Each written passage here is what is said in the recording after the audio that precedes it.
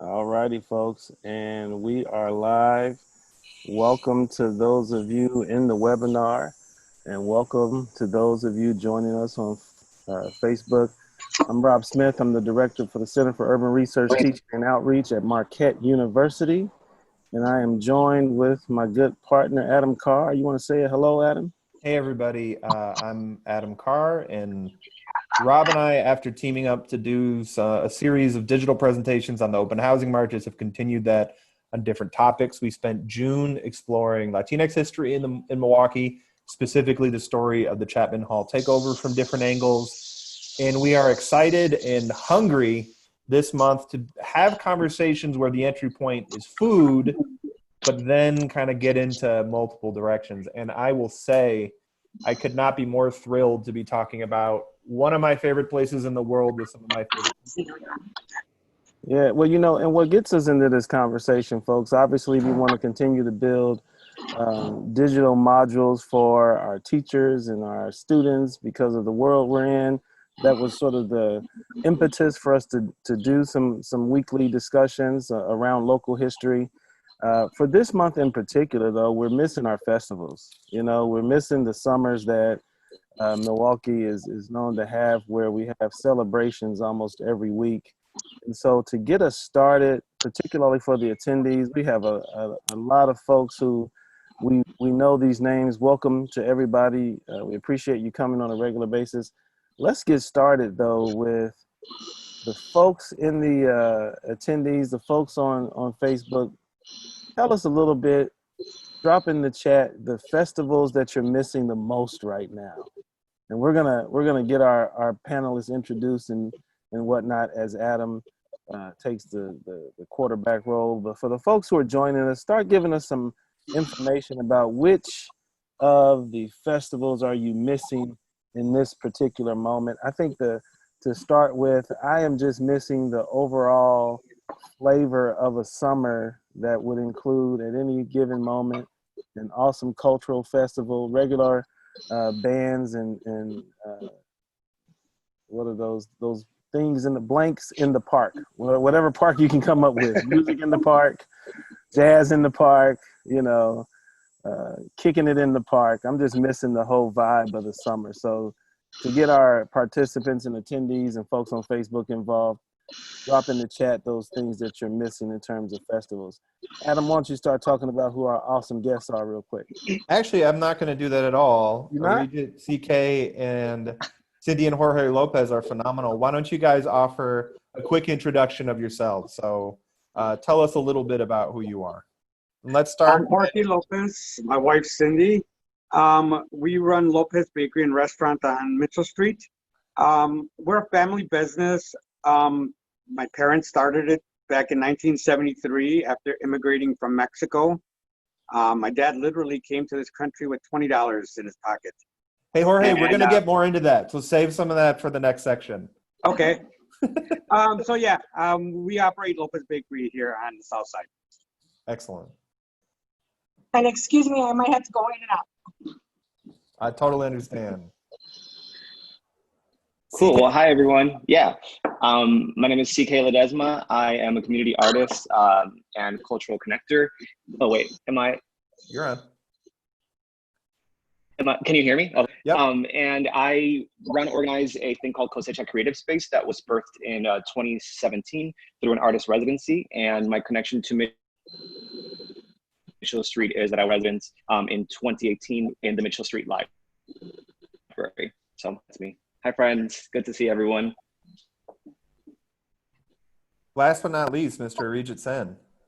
Hi, I'm Arijit. I teach in the Architecture and Urban Studies program at UW-M. I guess that's it. Arijit, just say real quick. I mean, there's more. Yeah, come on. What are your expertise? I feel like I will say I owe to you some of my understanding of Mitchell Street just from some of the brilliance that you shared with me just in how you look at the city. I study urban spaces. I'm an urban historian, and I have been looking at spaces such as Devon Avenue, Mitchell Street, traditional immigrant housing spaces. That's one of my research areas, looking at immigrant cultural landscapes. So that's what I do. But I also spend a lot of time, we were talking about summer. What I miss is my festival, which used to be something called the Buildings, Landscapes, Cultures Field School. We would go over to Washington Park, and we would go to Sherman Park, and my students and community members tell stories of those neighborhoods. So while you guys are missing the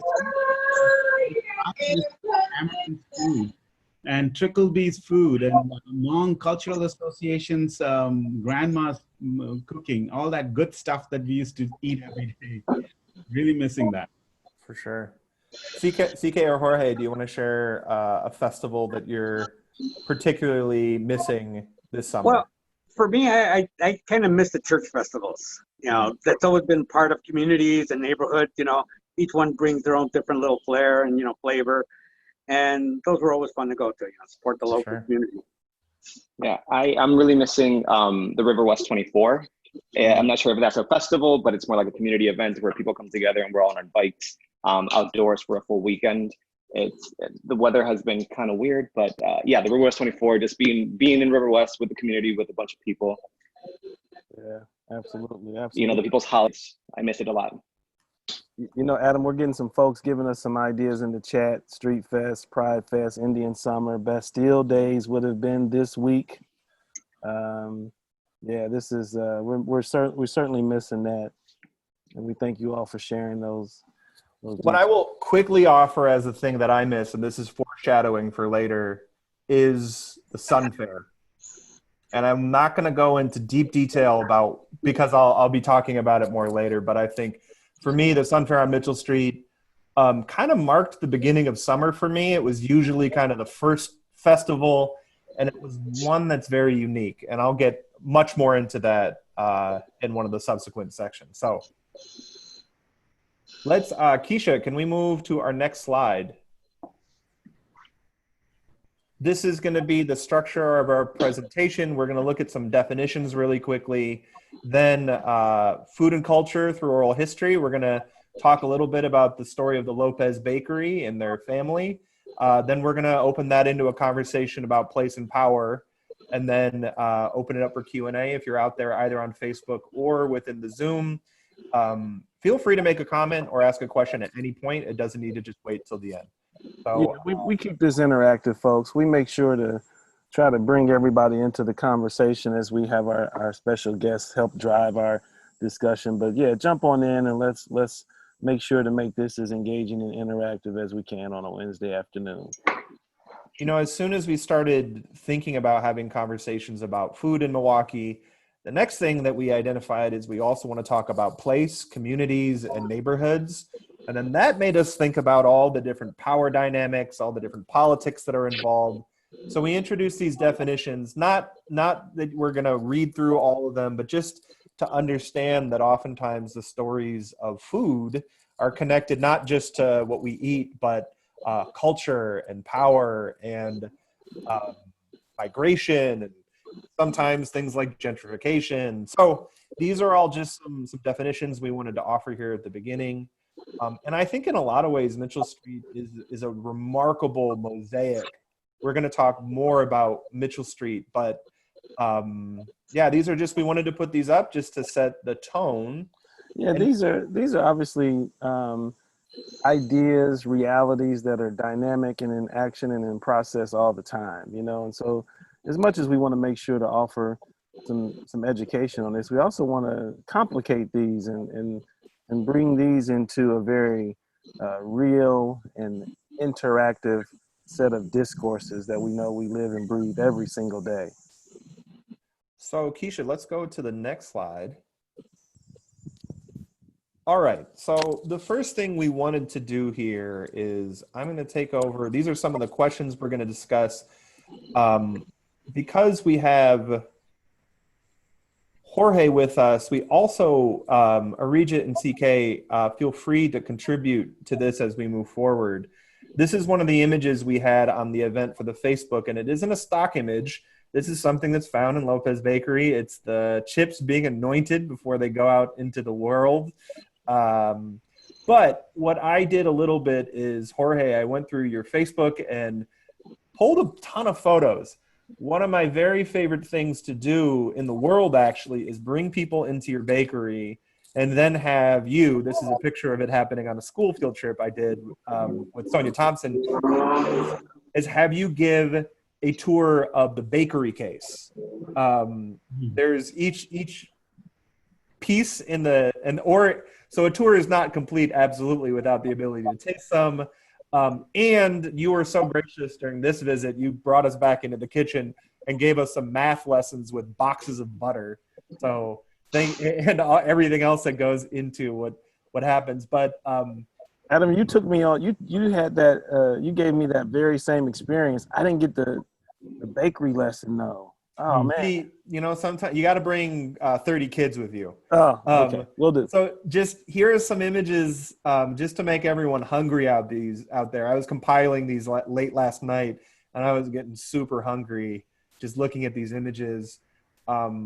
These are all. Hey, Adam. Let's make sure we shout out our teachers. We want to make sure that for these images that the young people that see them, they engage with actually part of their learning experience too. Let's do this. Yeah, go Jorge, ahead. tell us what we're seeing in each one. Okay. Right there we got the churros, which we make in different flavors. Churros are considered, a traditional Mexican delicacy, but in truth, those are a Spanish origin delicacy. We just kind of claimed them for our own. There you go. Reverse appropriate.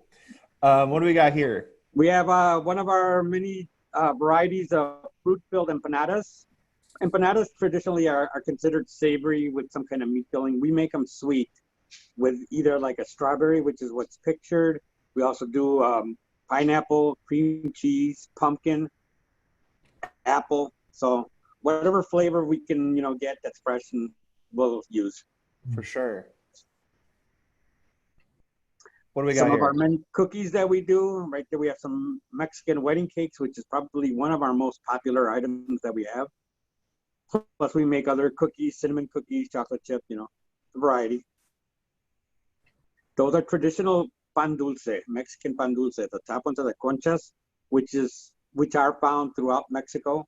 It's one of the more common staples of bakery. Of course, our chips, we fry them up fresh daily. They're good. Yeah. Who's getting hungry? Some more of our pan dulce, just a variation of same dough, different shapes, volcanoes, bear claws. Chivos are another form of pan dulce with a Bavarian cream filling and a nice powdering of sugar. And these were our these are Mardi Easter Gras conchas. Oh, Mardi Gras. Nice. Hey, can I ask a quick question? Yes. Not only are the baked goods delicious, but they're absolutely beautiful. They really are. Can you just talk a little bit, Jorge, about the expertise you bring to the artistry of the craft? How do you make those so beautifully? That I got to give credit to my dad. My dad was a master baker in Mexico before he immigrated to the United States. And when he came to this country, he brought his recipes, his style, his work ethic, and used all his knowledge to, start a business that he knew in his heart was the way it should be done. And that's the way we've operated. So actually that's perfect. So he's right here in the middle holding the plaque. These are the very first photos from your Facebook. Yes. Was this an anniversary of the? This actually was, I believe, our grand opening that occurred here back in 1989. All right. Someone's reading a biography of Michael Bublé here on the bottom, which is hilarious. But so I found this picture of you, knowing that you were going to be here. This is you out in the world. But I also, the characters, you and your beautiful wife, Cindy, and then also your father. Oh, yeah. I wanted to so can you start at the beginning? I've kind of interrupted you a couple times. Kind of share this man's story and these people's story of how Lopez Bakery came to be. Okay. My dad actually immigrated in 1967 to the United States. I had just been born, and he had made some contacts and was brought up to Milwaukee. He came to this country with $20 in his pocket. He left my mother and I back in Texas while he found a place to stay and a place to work. And he was fortunate to be able to hook up with, at the time, some of the leading bakeries, which was Heinemann's Bakery. He worked for Peter's Cortino for a while on the east side.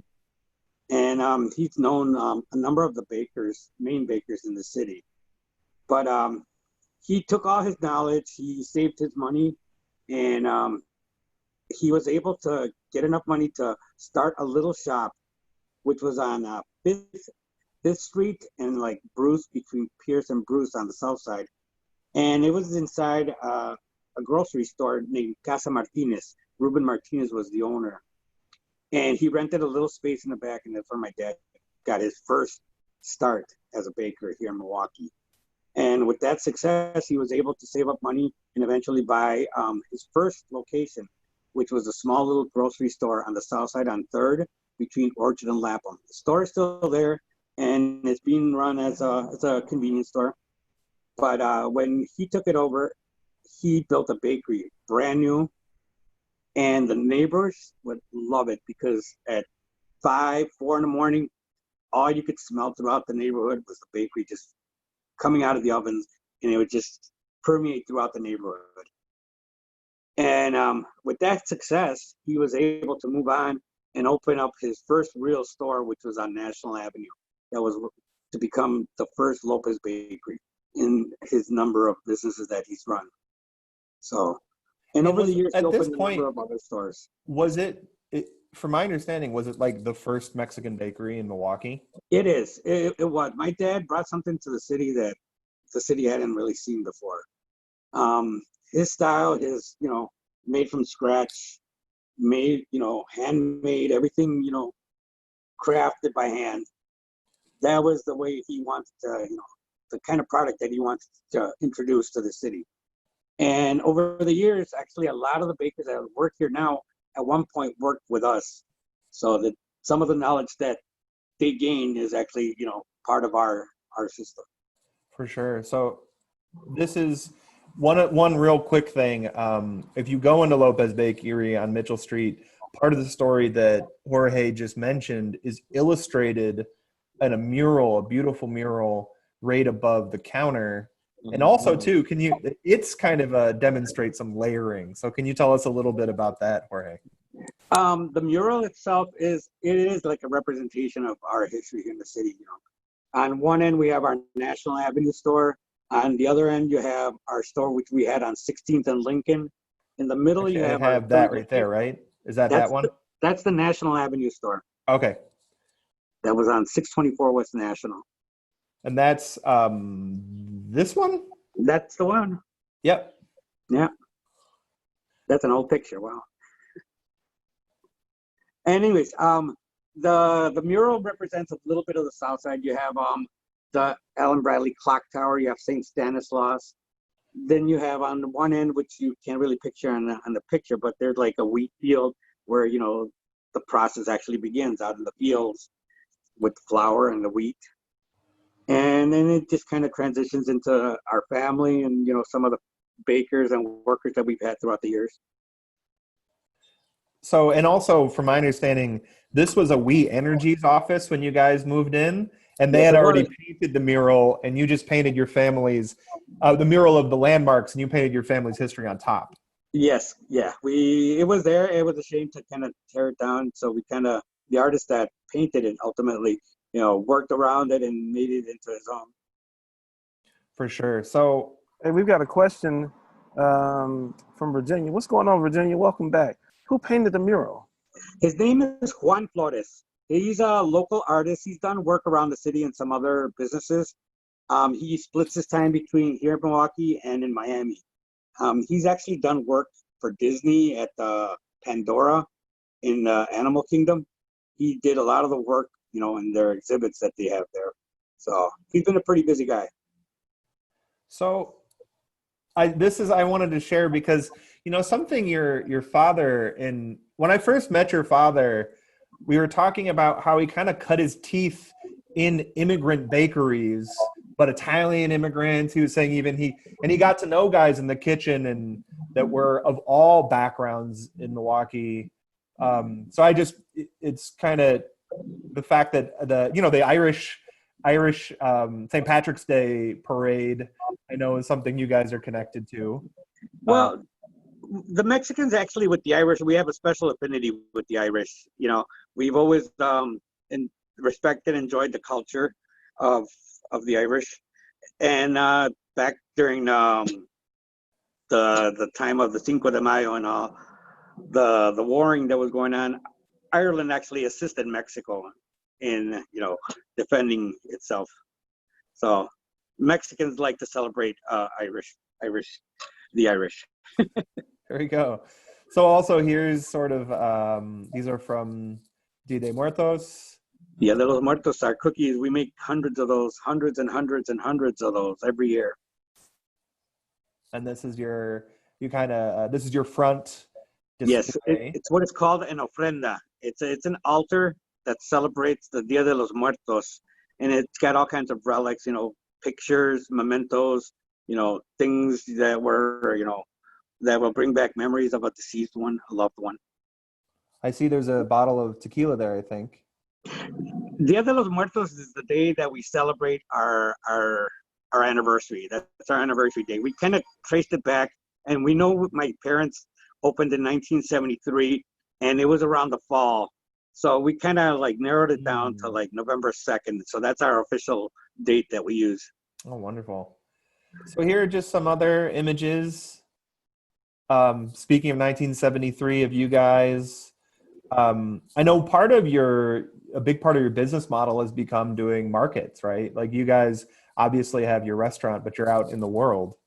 Yeah, we like to take our product out to the suburbs, especially. And we found that farmers markets are a great outlet. They provide, the open atmosphere.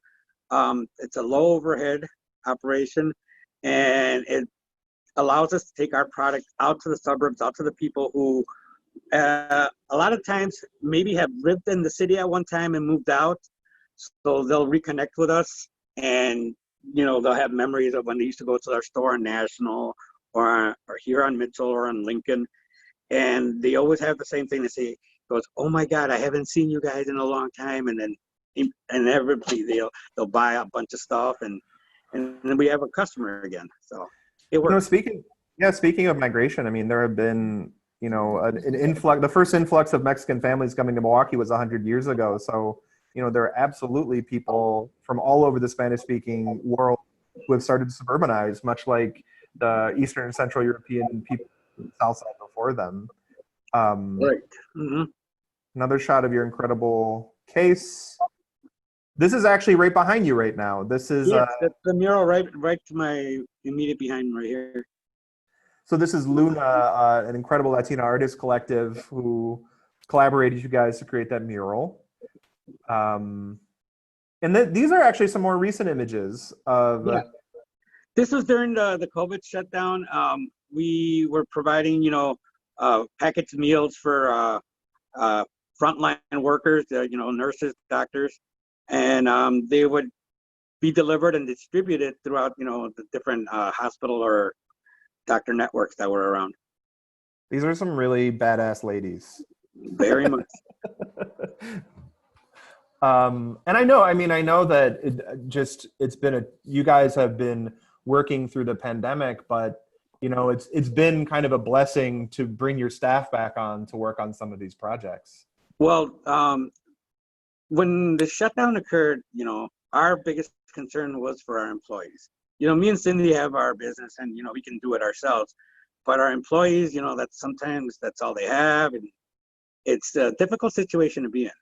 Yeah. When you lose your income and you're uncertain of the future. They're your family too, Yes. Some of the meals that we prepared.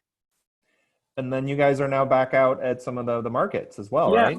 Our farmers markets have been very very well this year. I guess the fact there's really not much to do gives the people opportunity to go out and be outdoors and be able to purchase and, to a point, interact with other people. But we do West Dallas, which is pictured right here. We also do Brookfield. We do Bayview at South Shore Park. We do Fox Point, Greendale, Greenfield. We also do South Milwaukee. And this year we had to cut back on some of the other markets that we've done. We've done Sussex, we've done Thiensville, we've done McGuanago. But just the current situation that we have, we decided going forward this year, we're just going to scale back a little. So you guys are spending a ton of energy, a ton of work, and we started with the first photo on your Facebook. Here's the most recent one, I think. That's usually what happens at the end of the day.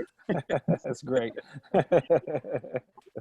For sure. Well, I mean, those are actually I'll stop my screen share now. Those are the images I wanted to share to sort of establish, the story of your bakery is so amazing. It's CK and Arijit, I want to make sure you guys get pulled into this conversation a little bit. When you see that story of Lopez Bakery, and what comes to mind for you guys?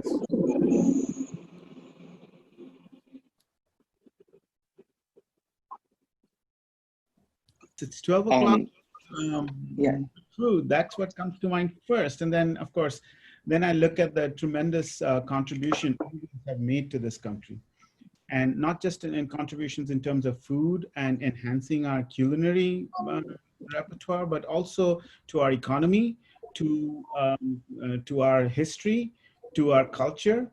And it's all done through extreme hard work and in connection. So that's really what comes to my mind when I see the food in front of me. Incredible food and incredible people.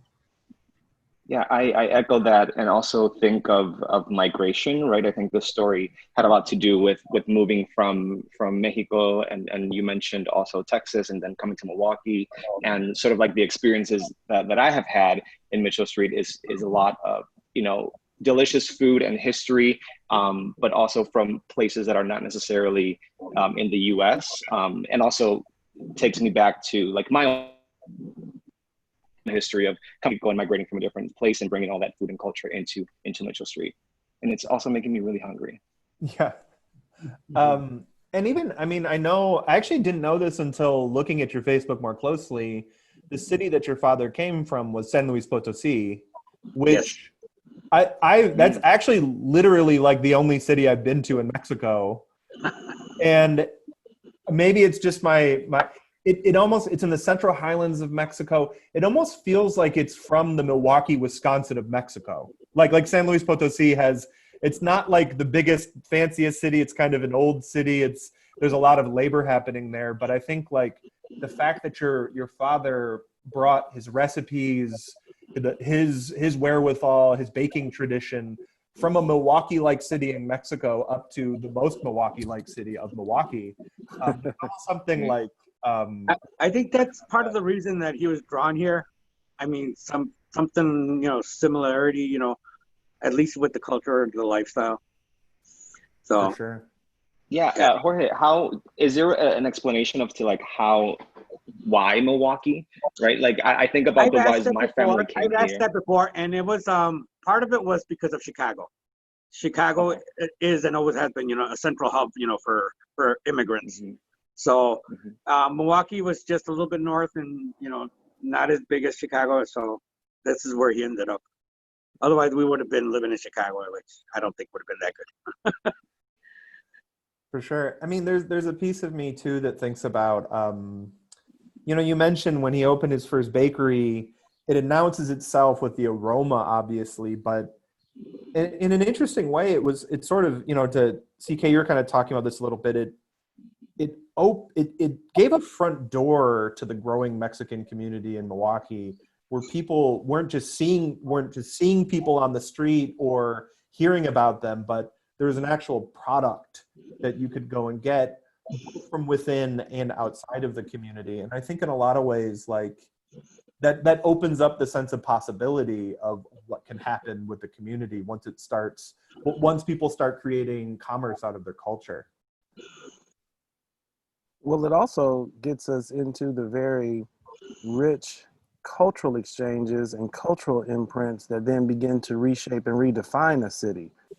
You know, cities are not static entities. They're under constant evolution and constant change. And this really highlights how those cultural shifts occur over time. Making cities all the more exciting culturally, and also making cities the places where people want to be, you know, because of the richness of the diversity. In fact, I want to highlight my colleague Laura Matthews. She mentions here in the chat that Jorge, your father's original location on National was her and her husband's favorite place for a breakfast date when they first moved to Milwaukee from Philly, Miami, you know. And so it's also welcoming people into an ever-changing landscape.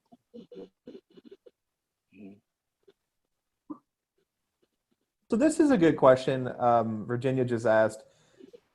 So what was the Hispanic or Latinx population like on the South Side when your father first arrived? How much culture did you see kind of in the landscape of Milwaukee? Well, when my parents arrived here, the South Side was vastly different. It was mostly Polish German. It was a different mix of cultures here. Over time, that's changed. A number of times it's changed. The different ethnic groups that have been here on the South Side. But in the late 60s, early 70s, the Latino population was present here in Milwaukee. It wasn't as what it is now. I mean, the way it's going to be at that time. But there was organizations and individuals that helped my dad. He was able to get in contact with, that he was able to establish, you know, himself here. So, you know, Adam, we're already at 12:30, and so yeah, Command Central is letting us know what the time looks like. I'm gonna move to the next section real quick. So, you know, and can I shout out Heather and Kristen real quick? We've got some other folks who've been a part of this process. I want to make sure we always give those folks a shout out. Heather Gottlieb, Kristen Leffelman, thank you for all your work as educators and working with the Wisconsin Historical Society. We certainly value your partnership. Go ahead, man. So we started with the story of the Lopez Bakery, which really, you know, obviously started in the Walker's Point neighborhood. And, you know, the Lopez name kind of expanded into an empire around Milwaukee and southeastern Wisconsin. And your flagship store is now on Mitchell Street. So we wanted to talk about a little bit of Mitchell Street. I wanted to start, most of these are photos I've taken. I would say sort of the gates that welcome people into Mitchell Street from the east is the St. Stanislaus Church. Here's another view on a stormy day like today. So Mitchell Street, I'm just going to give like a really quick history of it. As Milwaukee saw a flood of immigrants come here in the century, the 1900s, it became the main street of the South Side. So you had a lot of Polish, Central and Eastern European immigrants coming to Milwaukee for industrial opportunity. And because Milwaukee's always been segregated, there were kind of downtowns in each part of town. So Mitchell Street was really the downtown of the South Side, where, you know, when vaudeville was the way, Mitchell Street had something like 6 or 7 theaters on it. It had department stores when that was an innovation.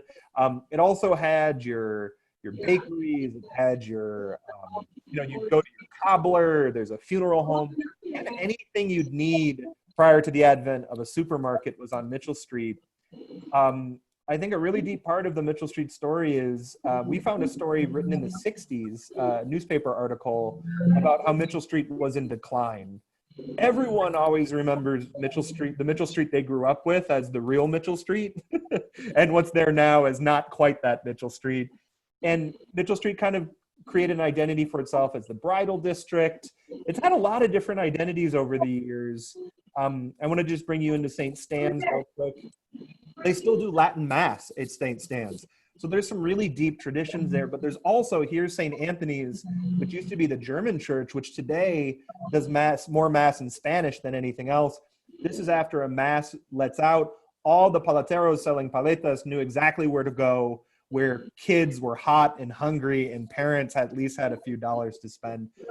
The Mitchell Street menswear is where a bunch of guys went after Goldman's was closed and Johnny Walker's was closed. These guys that knew about suits, and that now is closed after its proprietor passed away. There are new traditions being created on Mitchell Street. This is actually a celebration of CK. You can see it right beyond Nick's head here, a sculpture that CK made with patrons of the library during their artist residency at Mitchell Street Library. There's a new library branch there that's beautiful, and a former department store. Mitchell Street also has, as loud and brash as Mitchell Street can be, it also is filled with hidden secrets. This is a rooftop garden on top of a building that's right on Mitchell Street. Here's a concerts there during the 4th of July. This is a mural that's just in an alley off Mitchell Street that Quinto Sol used for the backdrop of a music video that they made. There's kind of these hidden delights of Mitchell Street. Even if you go into some of the stores, the way they've been repurposed, this is in the AP Foods, which is sort of a play on the old-fashioned grocery store, the A&P, but AP stands for its owner, Amrit Patel, which is today, it's an Indian grocery store. Very, it still functions as a grocery store. And actually, I remember, Arijit, you told me this is probably the best place in town to get samosas. They have samosas in their refrigerators. This is a photo from a food truck that was once parked on Mitchell Street. So there are some that have, Mitchell Street has continued to be the home of all these different cultures. As it's progressed, its buildings have found new uses. Kunzel Manesser, which used to be a furniture store, today is filled with lofts, many of which have some of the coolest artists in the city living in them. This is the Schuster building, which again was a department store, also turned into lofts. Its first floor has one of my favorite spaces. I know CK, you love it too, the Mitchell Street Mall, a phenomenal, weird place. The Majeska Theater is still looking for a new use. These are pictures from a few years ago. The Majeska is a place where there was all kinds of memories created. Mitchell Street's constantly in flux. It's a place that there's sort of a swirl of culture that's happening all the time. Arijit pointed this out to us once, that it's when you walk through some of the storefronts on Mitchell Street, it's like they're like wormholes sometimes, and you're in a totally different world. The glare's a little, this says Wisconsin Rican. This was a project on Mitchell Street that happened a few years ago named Temporary Resurfacing, where people did projections throughout the street. Artists, this is a public art project I was part of with Sonia Thompson here, who's a photographer, that we did called Listening to Mitchell, where we kind of wanted to just superimpose Mitchell Street onto Mitchell Street. The different images that we collected from people's memories and from around. Elvis, this is Amrit Patel holding a coconut in his store. These are pictures Sonia took. There's also a fur store on Mitchell Street. This is me wearing this is, I think, sable. This made me feel like an oligarch, and dreams of power started flooding my mind. I started thinking, why do I demonize luxury? This is at a resale shop that's now closed, but it was named Think Resale. And this was during a moment also Gerald L. Ignace, the Indian Wellness Center. These are some of the elders from the Wolf Group there. Mitchell Street at one point had a store representing every single inhabited continent on Earth, including Australia and indigenous people from North America. Yet, a lot of times Mitchell Street is trapped in an idea of its history, eluding it, when in fact it has a present and future that's really beautiful. And I just wanted to end, sometimes there's lots of moods on Mitchell Street. Sometimes it can feel gloomy, but sometimes the sun can shine on Mitchell Street. This is a picture of the Sun Fair, which no longer exists. This is the second year, I think, or maybe the third year. It was gone for a while, it came back. But the Sun Fair is was a time when the South Side flooded the street, Mitchell Street, it's surreal. Like, it just doesn't seem possible, yet it did happen. These are photos that I took. There's kind of the traditional culture there. And then there's also all kinds of, who doesn't want to win a giant dog and fail 100 times and lose $100 while your girlfriend is telling you that you should try harder. Adam, are you speaking from experience? No, actually, my wife tried a few times. I knew this, but we watched this guy's girlfriend get more and more angry at this giant poop emoji. She was like, "I want that giant poop emoji stuffed animal." CK and Arijit, what are your thoughts as you see Adam scroll through these images and we see these rich murals and community activity? Give us some of your thoughts about what you're seeing here, gentlemen. Adam, can you go back to the second image of the Sun Fair? No, and the second image of your entire thing.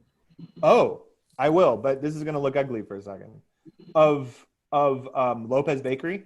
No, just the second image of the street. There was a street with there was nobody on the street, and this one. Yeah.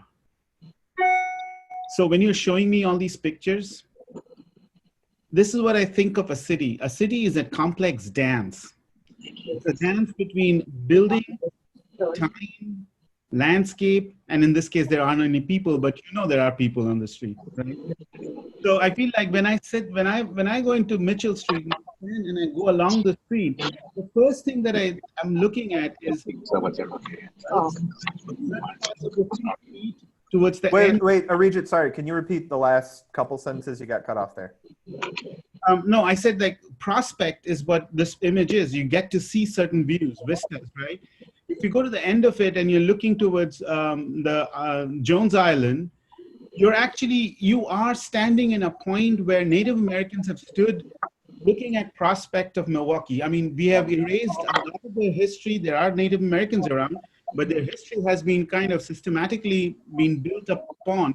But the prospect of Mitchell Street, standing itself and seeing the land and water, reminds me of that. And then I go back to the festivals and I see kind of an immediate event happening, the rhythm of the church bells, the smells and sounds, and then that instant festival that's happening. So for me, this is really a complex dance. And if you start thinking of it as different dancers coming together and engaging with each other, you begin to kind of unravel the mystery of a city slowly.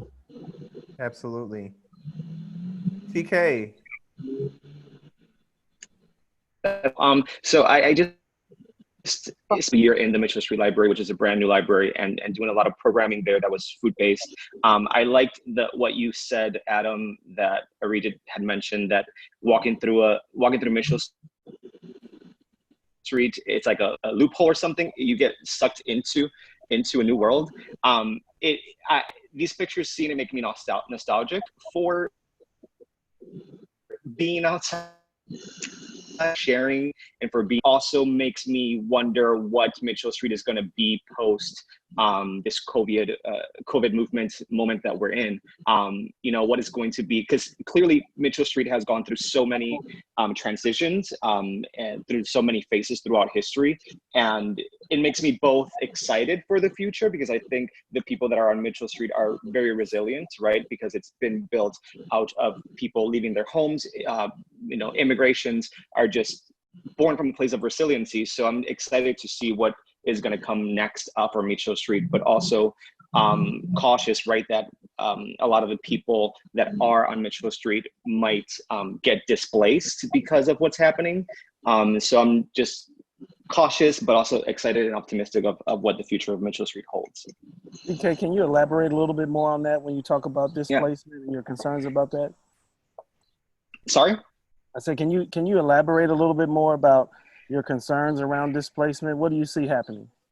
Yeah, my concerns, I think, come from, I just got back from Puerto Rico last week. I was there for 3 months. And what I'm seeing back home is post, right, Hurricane Maria in 2017, and then me spending a full year in Mitchell Street in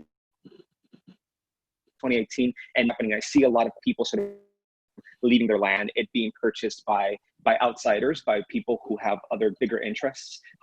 For example, in Puerto Rico specifically, Monsanto or big corporations or the cryptocurrency folks are just buying space up and taking up all the space, right? And it's shifting the culture. So sort of fearful of that displacement happening as well in Mitchell Street, and one of the richest places that I think we have culturally in the city of Milwaukee. CK, we're looking at some, can you tell us just some of what we're seeing real quick? Yeah, so this was a program that it actually first started in Puerto Rico right after Hurricane Maria in 2017.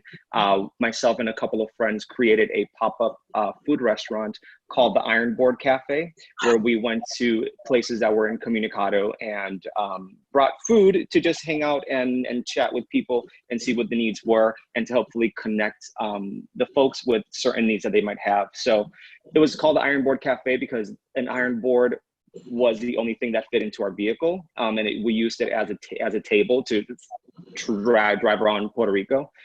So after I was awarded the residency, I brought that same model into the library, but it was as a form of cultural, like connecting folks with Puerto Rican culture. I was stationed at the basement of the library for a full year, and in that full year, during the summer, I was cooking Puerto Rican meals like rice and corned beef, empanadillas, tostones, things with plantains. And at the same time, I would ask the families and the kids that were in the space to create a artwork or something artistic of that week. For example, in this picture, it was mask making that week. So the families would make a mask, and then we would exchange it for a Puerto Rican dish, right? So the goal was to culturally connect families with Puerto Rican dishes or things that they might not have been exposed to before, but also teaching them that like their time spent on something is worth, you know, like an exchange of not necessarily money, but your craft and your time is worth something. And we did that for a full month in Mitchell Street. Yeah, so that's the photos. It's a second rendition of what the Iron Board Cafe was in Puerto Rico. We have a really good question here from Virginia, again, that she poses. Are there any effective anti-displacement efforts on the horizon for Mitchell Street, or are there folks pushing back against that displacement? That might lie outside of the expertise of the. That's a good question. Yeah. I mean, there is anti-displacement work happening around the city. I know Milwaukee has created a fund for it, and there's people who are looking at it. For sure. I think, you know, to that end, Arijit, to move into the metaphor that you just used of Mitchell Street being a dance or cities being a dance, and CK, some of the conversations we've had, dance for people, and actually there used to be on the library, which had been used by a dance troupe. They had different on the windows, different dance styles. They had ballet folklorico, they had breakdancing, salsa, jazz. So what dancing means to different people can be different. Like if you are twerking next to someone who's doing ballroom dance, CK, you might be familiar with that. It Yes. can feel like that it's not compatible. You know, a lot of times, like in these kind of cultural conversations, a lot of times people will like, I don't know. So there is absolutely all kinds. It is a dance, but there's so many different kinds of dance forms, all of which are rooted in different cultural traditions. And I think that's sometimes where the dissonance comes, because as much as we discuss Mitchell Street as a place of cultural richness, it can also be a place of cultural divide. You know, like I have a friend who grew up in Milwaukee who's Mexican, and he's, you know, I asked him, have you ever been to Anmol, the Pakistani restaurant, which is my favorite restaurant? He's been like, you know, it smells great, but I don't know if that food's for me.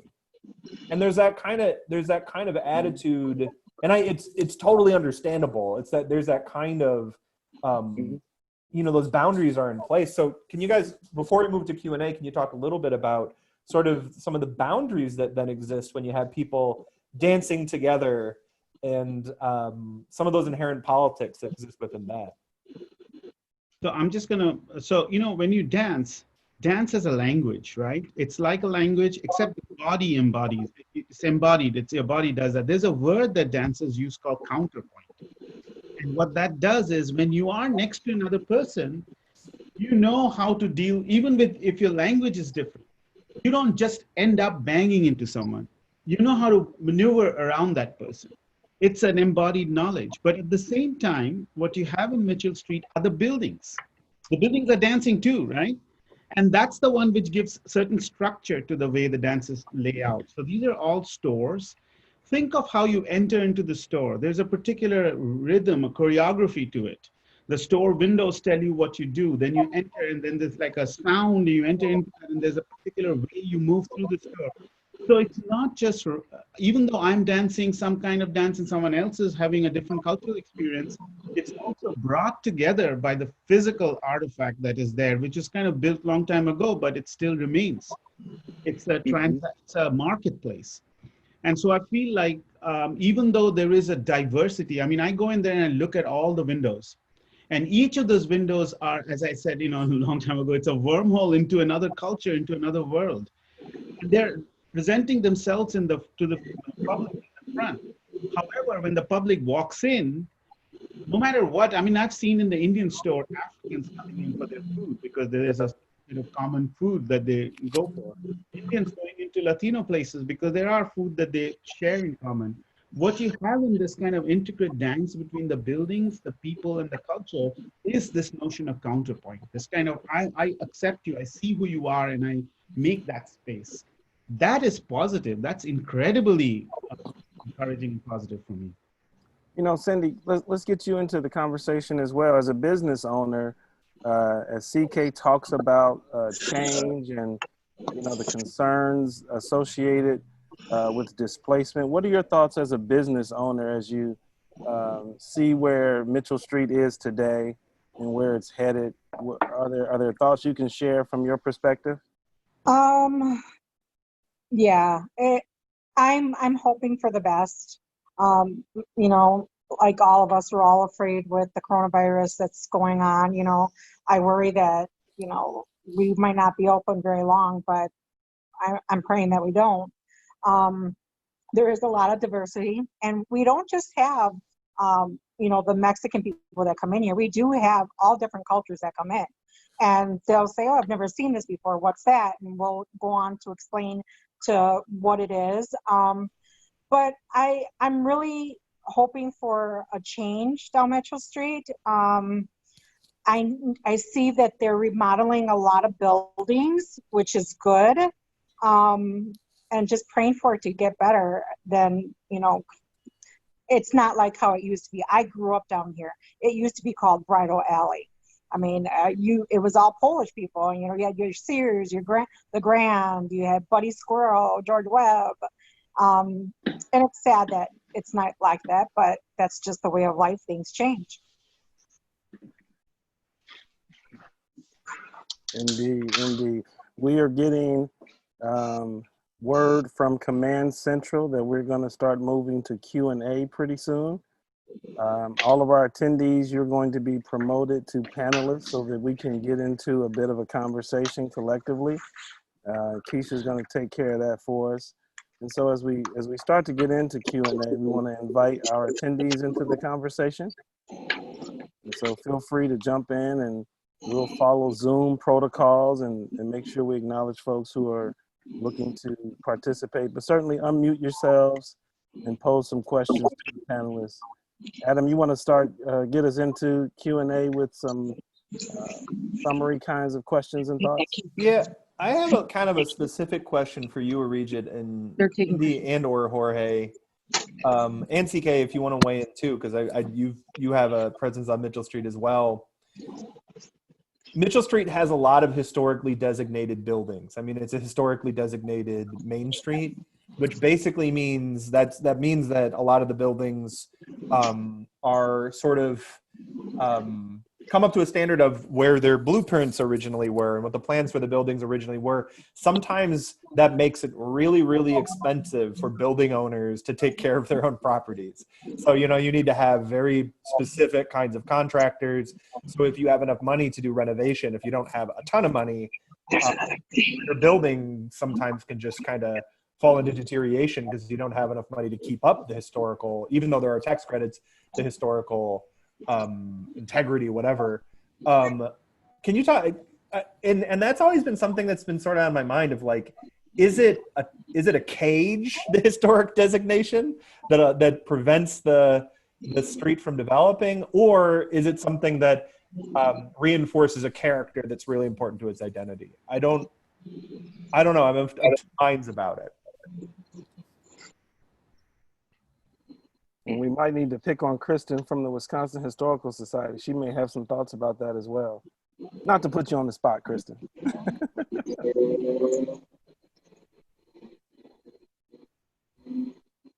All right, maybe we can let's go to someone else's question. That's better. A little bit on that. We are at a very important point in our culture to really begin to talk about that. Historic preservation originally was about preserving. There was this word called significance or integrity, which was used as a way to kind of put a benchmark at a time when it was built. And that is extremely problematic, because if we always talk about origin stories of a certain historic building, it always comes back to the German and Polish moment. So the heritage of Mitchell Street always begins at that moment. However, I think there's a bunch of us who are really fighting to think about what intangible heritage and heritage really means.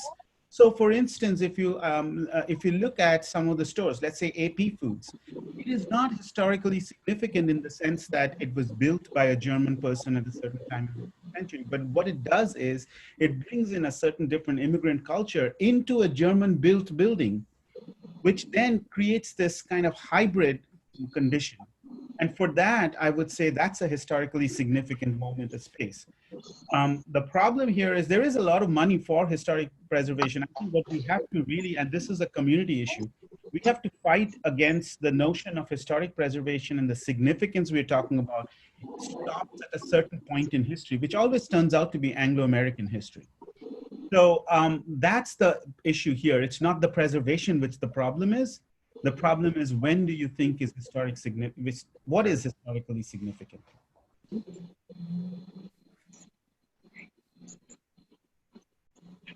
I knew there was a reason we invited you, Arijit. Other folks, jump in with some questions. I want to, if I can, address this question. Go for it. In the first one that's on the food and culture becoming teachable classroom topic. I think in my latest research, I'm doing some work around a specific dish, a Puerto Rican meal. It's the corned beef, Puerto Rican corned beef. It's like, why did canned corned beef come to Puerto Rico and how, right? So I think food and culture can be a topic if you do research on specific dishes and trace its lineage as to how it arrived to a certain place. Right now, this research has taken me down an alley of actually corned beef came to Puerto Rico in the 16th century through the transatlantic slave trade. And it was used to feed slaves within the sugar, the cane fields in Puerto Rico. So, right, and it's now a staple of our culture and it's in our country. So food can definitely lead you to teachable moments if you look behind like how and why it arrived to and become where it is. Can I also say something about the teachable food moment, which I think should be thought of? So food actually, what it does is it brings back memory. When we talk about history, we oftentimes talk about written history. What has people written? What's there in an archive? But in reality, we carry history inside our body. And think about smelling something and remembering your grandmother's kitchen or when you grew up. So in a lot of ways, immigrants have used the smell and food as a way to kind of recreate their world in a new space. So for instance, so when we talk about food and we talk about Mitchell Street, what we have to also talk about is how the body, our individual bodies are repositories of memory and heritage and culture, and that's getting activated when you go into these streets. So that's another reason why it's a heritage street, you know? That's kind of a, maybe because it's a great place to end. And Jorge, can you talk just a little bit about how, I mean, in some ways, like the food that you make is an archive of your family. It's an archive. It's something. I mean, how many generations of bakers is it? Oh, I'm the fourth generation baker. My father, my grandfather, my great grandfather, we're all in the trades and all in the business. I have numerous cousins and relatives throughout Mexico and Texas and different parts of the United States that are bakers and that come from the same lineage, you know, same old world style of baking. And as far as like our restaurant part, my parents travel throughout their lives. They've always traveled to different countries. So they've always gone for like the cuisine, see what they can incorporate, see what they can bring back, see what we can use and, make it our own. So even though some of our dishes are staple dishes, a lot of them have infusions of, different cultures or different, ethnicities, that my parents, through their travels have discovered that, it worked for them. So are you saying, Jorge, that as a fourth generation baker, in the spirit of historic preservation, that the state should pay your rent every year entirely? Like for real, here's a really, I can't imagine a world in which Lopez Bakery doesn't exist. Yeah. And I would hate to imagine one where the current strains of the pandemic, you guys need to be part of Milwaukee, or else we are not Milwaukee. We did struggle during this pandemic shutdown. We went through some hard times, especially with our employees not working. It's a stressful time for everybody. But we just done what we've always done, hard work, perseverance, a little elbow grease, some time and effort, and that's what it takes to succeed. Maybe a little lard too with the tamales. That's what gives it the flavor. Except our vegetarian ones. Those are all vegetable.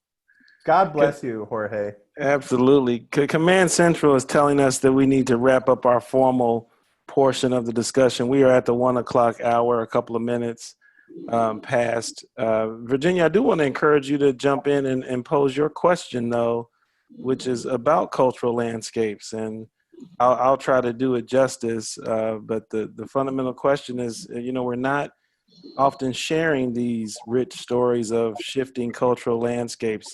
How can we do a better job of that? What can we do as a city? How can we talk about this as educators?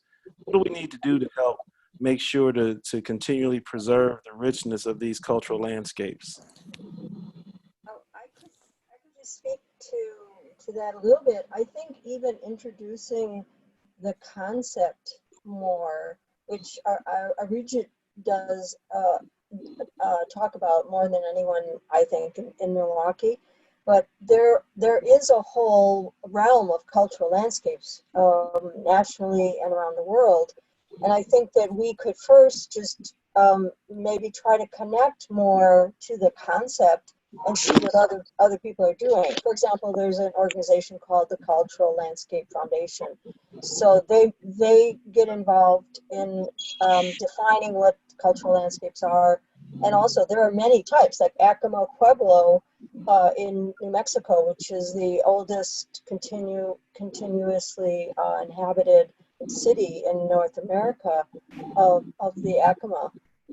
That's a cultural landscape that they've focused on making sure that we are aware of and preserving in some way. So it isn't just buildings. I think it's more like we've gotten hung up on historic preservation as buildings. And the another cultural landscape is the motel where Martin Luther King did some of his organizing. So I mean, there's a lot of cultural landscapes in Milwaukee, and I think we're beginning to think of them as historic places, but when they're compared with a building, and especially like we just said, like a certain style of building, like people will say, well, that building doesn't have any, curlicues on it. Why would we be saving that building? So, and if you think of a place as a building, it's different. I mean, many of what we're talking about here are places where you get a vibe. It's not just the structure of the place. Yeah, I think in a lot of ways the notion of historic preservation as preserving buildings is a cage that's killing our city. So I don't think of it that extremely. I think there's a value. That's okay. I was just saying what I thought. Yeah, I just don't agree, but I don't think it's that severe as far as some buildings are really worth keeping their embodiment. Yeah, I guess I'm just saying that the power of white nostalgia as an engine of decision making is just really, it's like pervasive, and it's sort of the default. So I guess so it's not the buildings that are the problem, but it's rather those that fetishize them. Yeah, Adam, there are no cages that's killing us. It's us who are killing I us. know. And the thing here is, like, if you think about the Mitchell Street and talk about the tremendous Latin, Polish, now South Asian, African heritage, especially through the concept of cultural landscape, what you're talking about is not about permanence and building, but about displacement and dislocation. That our heritage is about movement, is about dislocation, about our change. Buildings give the wrong impression. Buildings seem like history and culture is like there and stands there, and it's always cultural landscape, spaces in between buildings, how we traverse it, move through it, gives us the sense of mobility. When I work in Sherman Park or other neighborhoods, if you say, what is the cultural land, what is his heritage of African Americans out there? No, there isn't, because it was built by the Germans. But in reality, the heritage is, if you look at displacement, a dislocation as a lens, you suddenly begin to see the entire space as a heritage of the African American population, in this case, the Latin who live there. Awesome. So I feel like there is a way to see a heritage, and we don't see that in the Historic Preservation Commission. Sure.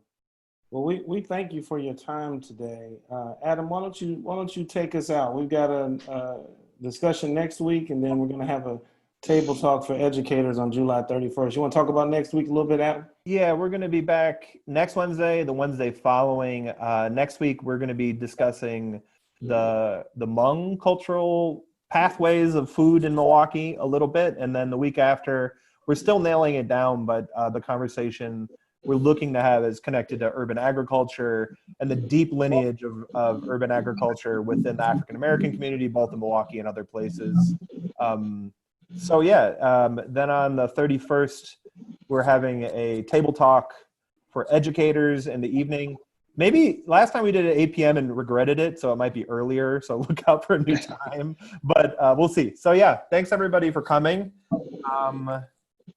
And everyone on the Zoom, stay for like a minute. We're just going to stop broadcasting on Facebook, and then we can digest a little bit.